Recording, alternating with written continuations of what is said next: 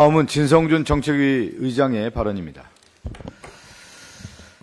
지난 11일 광명시 신안산선 지하터널 공사 현장의 붕괴로 노동자 한 분이 실종 상태입니다. 오늘로 수색 닷새째입니다. 당국은 실종된 노동자 구조에 총력을 다해 주기를 바랍니다. 최근 이렇게 빈번하게 발생하는 싱크홀 사고로 국민의 불안이 커지고 있습니다.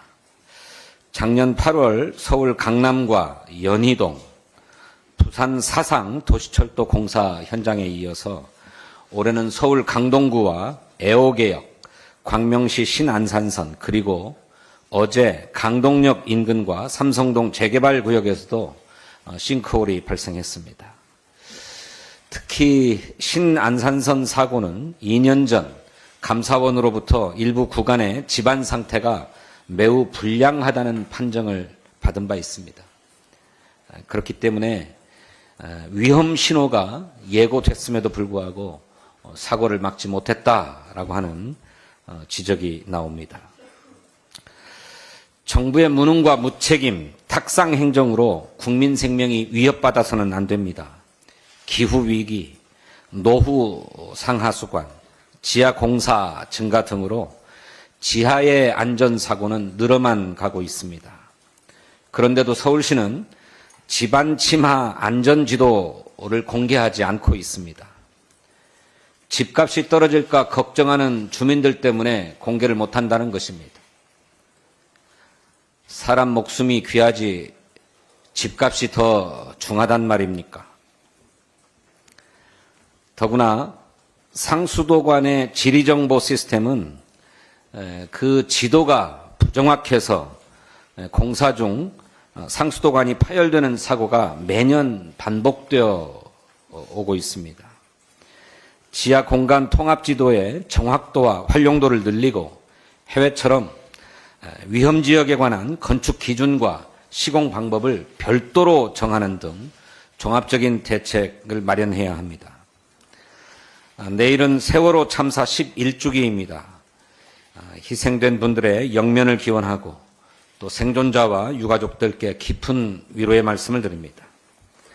윤석열 정권이 들어선 이후 이태원 참사, 오송 참사, 지난달에 영남권 산불까지 국민 생명과 안전을 지키지 못하는 사건, 사고가 반복되고 있습니다. 민주당은 사회 전반의 재난안전 시스템을 바로잡고 정부의 무능으로 국민이 희생되는 참사가 다시금 재발하지 않도록 최선을 다하겠습니다. 미국 정부가 우리나라를 통상협상의 최우선 대상국으로 꼽았다고 합니다. 우리의 정치적 불확실성 때문에 협상에서 우위를 점하고 자국의 이익을 극대화할 수 있다고 판단하고 있는 것으로 보입니다. 이러한 미국의 의도와 판단을 아는지 모르는지 한덕수 권한대행은 마지막 소명이라면서 협상을 서두르려고 합니다. 권한도 책임도 취약한 대행 정부가 막대한 국익이 걸려있는 관세 협상에 전면에 나서는 것은 바람직하지 않습니다. 또 미국 정부의 관세 정책이 하루가 다르게 바뀌는 상황에서 협상을 서둘러야 할 이유도 크지 않습니다.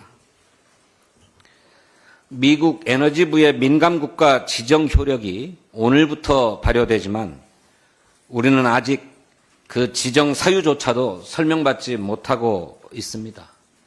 우리가 가진 정보 자체가 너무 부족한 상황 아닙니까? 더구나 장하준 교수가 미국에 매달리면 봉변을 당할 수 있다라고 지적했던 것도 우리가 새겨들어야 합니다. 한덕수 대행이 지금 해야 할 일은 성급한 관세 협상이 아닙니다. 우선 대선 출마에 대한 입장부터 명확하게 밝혀야 합니다. 한덕수 대행은 미국 정부의 상호관세 적용 90일 유예 조치가 마치도 자신과 트럼프 대통령이 통화한 결과인 것처럼 포장했습니다. 대선에 나서려는 정치적 욕심 때문에 아전인수식 언론 플레이를 하고 있는 것입니다. 이 때문에 이렇게 협상을 서두르다가 결국 퍼주기 협상을 하는 게 아니냐 하는 우려까지 제기되고 있습니다. 이렇게 막대한 국익이 걸려있는 중대한 통상협상은 국회와 협의하에 진행해야 합니다. 국민에게 협상의 과정을 소상하게 공개해야 합니다. 멕시코가 그렇게 해서 성공했습니다. 당장 국회 통상대책특별위원회를 구성할 것을 거듭 힘주어 촉구합니다. 감사합니다. 네, 이어서 김용민 정책수석의 발언입니다.